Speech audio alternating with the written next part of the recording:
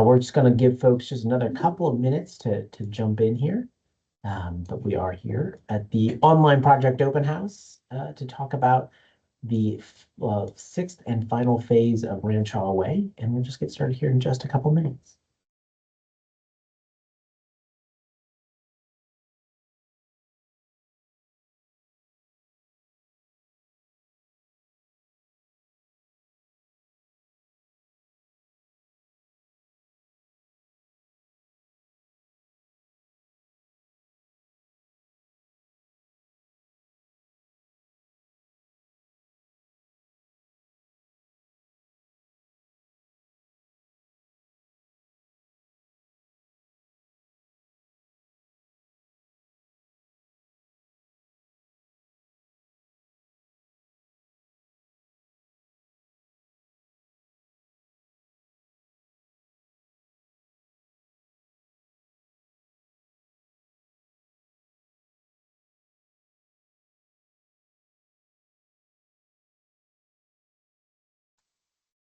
All right, well, we're going to jump into this. First, welcome and hello. I'm Nick Burgess. I'm the Community Relations Director for the City of North Liberty. This construction season, which is going to get underway shortly, particularly if we keep having nice weather like this, and is going to last until it snows in late fall. We're going to have improvements to Forever Green Road in Jasper, the next phase of Centennial Park development with a splash pad, and we're continuing to finalize designs for Ranshaw Way, Cherry Street Firehouse. So yesterday we talked about Forever Green Road and Jasper Avenue. Today we're going to talk about the final phase of Ranshaw Way, which is in design. And tomorrow we're talking about Centennial Park and the Community Center as well. And then on Thursday, we're talking about the Cherry Street Firehouse. There are some other projects in the area that we're not going to get into that aren't being led by North Liberty. For example, the Penn Street interchange, which is a DOT project, and the city of Coralville, which is extending Forever Green Road to the east from 12th Avenue and from the west, which is North Liberty Road and First Avenue. You can find overviews of our projects at northlibertyiowa.org/projects. You can also subscribe to updates, including closure warnings at northlibertyiowa.org/subscribe. And you can always email me at nburgess@northlibertyiowa.org. And all that contact information will be on a slide at the end. As we go through this, if you have questions, go ahead and type them in the Q&A box and we'll answer those when we get to the end. So let's do some quick introductions with the staff that are on the call. Let's start with city staff and then we'll move over to the Shive team. Michael, you want to go first? Yeah, thanks, Nick. My name is Michael Pentecost. I'm the city is North Liberty Street Superintendent. Thank you. And then we'll go Eric, Michael, and Emily. Yeah, my name is Eric Munchel with Shive Hattery. I am the lead designer, civil designer for the Ranshaw Way project. Mike Janchuk with Shive Hattery, civil engineer with Shive, and then project manager for the Ranshaw project. And I'm Emily Shy. I'm also with Shive Hattery, and I've been helping out with the design for this project. Oh, perfect. Thank you so much. So let's jump into this. This is right now what you're seeing is an overview of the projects we're talking about and where those are all located. Obviously, Ranshaw Way is pretty central. So Eric, you want to talk a little bit about sort of where we've been at and then sort of where we're going? We can real quick before I go that slide. So last year, 965, this whole development along here has been kind of master planned. It started back, I believe, in 1999. So we've gone through several phases. Just recently, phase 5, which is in this area, was completed. And this is phase 6, which we're talking about today and is currently in design. So as you can see, we're right down here. This next slide, we've kind of rotated ourselves. So north is now pointing to the right side of the screen. And then the project is from Forever Green Road to Hawkeye Drive here. That's pretty much the limits of our project that's going to be constructed. As I mentioned, we're in design. We're looking at sending this out to bid in the winter. a spring 2027 construction would start. We anticipate this running through 2028. So a few things that this project will do and help with 965 or Ranshaw Way is that we're going to take the 2-lane section, 3-lane section through here and upgrade it to a 4-lane with 2 lanes in each direction as shown in this typical section. Some of this area will need to be widened.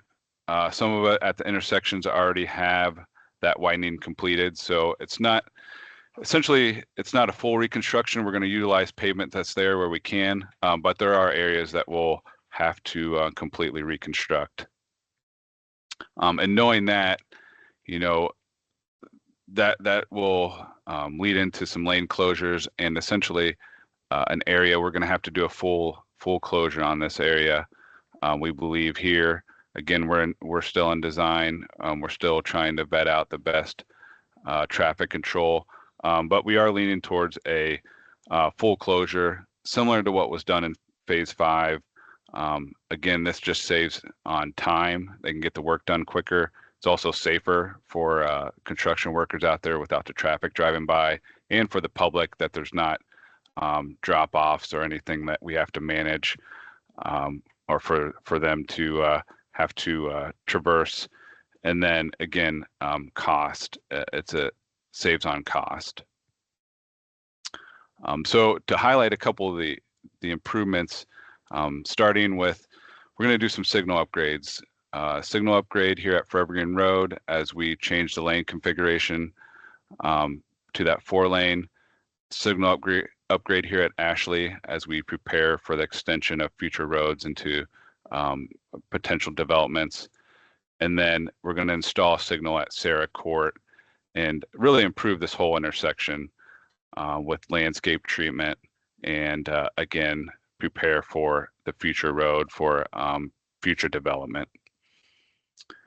Additionally, on the west side or on the top of the screen here, we're going to install a 10-foot wide trail, continuing that trail network from phase 5 all the way down and connecting into Forever Green Road.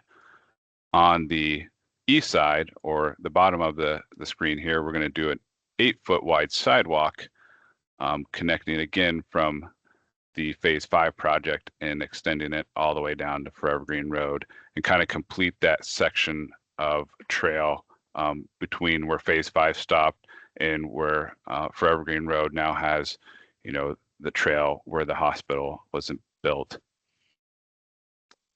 Another thing I want to note, there will be some utility upgrades. We are doing some storm sewer through here.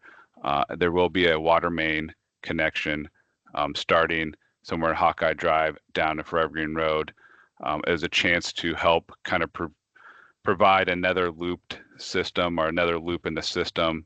That just helps with resiliency and you know, having that water main to connect 2 major points. Right now it does not connect through here, so that's another improvement we're adding in this project. As you can see here, we have kind of this loop here and noted a pedestrian underpass. Similar to phase 5, again, we want to provide an access for people to get under the roadway safely, and a pedestrian underpass, which I will show a rendering here, will be constructed under here. We are taking that underpass as well and bringing it down to Jordan Street. The sidewalk will continue along the pond here and connect into Jordan Street and eventually connect into the sidewalk network that's around in this area. So we were adding a connection here, which, you know, just to improve that walkability around North Liberty. One of the last things I want to mention is we are putting in some biocells and some water quality items here, just to help with the stormwater and just to be, you know, good stewards of the land and collecting that water and filtering it out.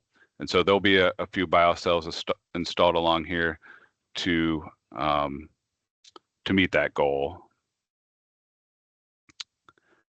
And then I think that's what I covered on all the upgrades. So I wanted to show. If I could just jump in. So you mentioned that part of this will require a full closure. We don't expect that to be the full time, right? That will be limited in duration, just to be clear. And that is in part to do that underpass as well as some of this other work safely. We're still working through some of the elements of what that'll look like. As you said, some traffic control. What do the detours look like? How long are they?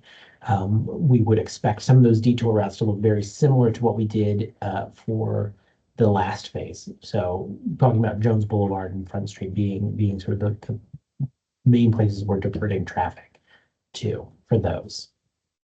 Right. Okay. Yeah, correct. Pedestrian and also I think it's important to talk a little bit about part of this is right building for what's here now, but also thinking forward. So right, there's nothing. It's a cornfield on the west side right now. Not a lot to walk to, right? But knowing that just like we're getting ready for streets to be able to connect to Ranshaw Way, we're also making sure that it's ready for when development does happen there, that people can walk to it and ride their bike. All right. Speaking of riding your bike and walking. Yes. Yes. Thank you, Nick, for clarifying on those detours. Yeah. So this is the, I don't know, shining star. I think this will kind of show what our plan is. I'm not a landscape architect. Unfortunately, our landscape architect couldn't attend today, but I will kind of briefly show. So this is the tunnel. This is on the west side, and we're looking to the east. As you can see, here's the pond up here. We'll have a tunnel, similar design to phase 5, but we wanted to have a different feel. And so we're adding some different graphics. It's kind of more of a prairie feel here. So we'll have some prairie grass graphics on the side. We'll have some retaining walls just to get up and around and get back in there. And again, we'll treat this all and make this space not only ADA accessible, but just a fun, enjoyable path to continue that design through Ranshaw Way. That's great. So all in all, it's so again, you started working on design. We talked about this back February of last year, and design won't be complete until later this fall. So about 18 months worth of design work. Does that sound about right, Eric? Yeah, and that's just design work. I mean, as we mentioned, planning went into this, and it's continuing to be thought about and planned and discussed. Even prior to actually officially starting design about a little over a year ago, at least. Great. But otherwise, it should look a lot like the most recent section of Ranshaw. With that, I would certainly open it to if there are any questions from the folks in the audience, or if staff have anything else that they think is a good thing to add here, just to flag. Eric had mentioned about the duration of the project, the time frame. 27 would spill into 28. I think it's worth noting that major completion would probably be expected in the 27 time frame, but there's going to be restoration work, loose end work, but we wouldn't anticipate the 28 season to affect traffic majorly. There might be more routine closures or delays, or maybe moving detour lanes around, but that, we're going to feel that impact the 27 time frame. 28 will be just kind of cleaning everything up and making it look pretty and nice. Yeah. Thank you, Michael. Well, if there aren't any questions, if you can switch that last slide for me, Eric. Perfect. So here's my contact information. Again, there are overviews at northlibertyiowa.org/projects. about this project and other projects happening in and around North Liberty. My name is Nick Burgess. My email address is right there, nbergus@northlibertyiowa.org. And there's my office phone number, 319-626-5756. If you've got a question that occurs to you later, feel free to reach out to me. And if I don't have the answer handy, I will work to get it for you. Thank you so much for joining us today. We will be back tomorrow to talk about some improvements to the community center parking lot, as well as the second phase of Centennial Park development, which is a splash pad and some additional features. Again, you can find information about all of North Liberty's public projects at northlibertyiowa.org/projects. Thank you all so much for joining us. Thank you. Thank you, everyone.